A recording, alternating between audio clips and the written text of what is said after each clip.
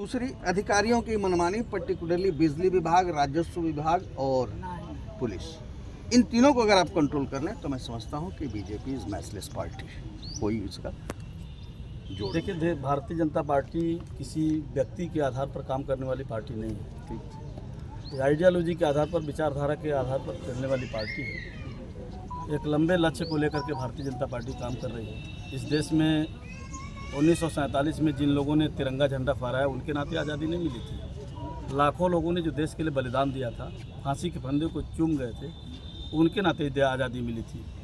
तो ये आज़ादी जिनके नाते मिली थी, उनको हमेशा याद करने का, अपने पूर्वजों को, जो व्यक्ति, जो समाज, जो देश अपने पूर्वजों को कोई भूल जाता है, वो लंबे समय तक जीवित नहीं रहता है। अगर यदि इस देश ने 1947 में आज़ादी पाई और 50 में गणतंत्र हुआ, तो 25 वर्ष बाद जब आज़ादी के पूरे हुए थे, तो कोई न कोई भी इस देश का प्रधानमंत्री था, उसे उन पूर्वजों को याद करना चाहिए था, उन बलिदानियों को, तपस्वियों को याद करना चाहिए था। 50 वर्ष भी आज़ादी के इस देश ने पूरे किए, कोई न कोई इस देश का प्रधानमंत्री था।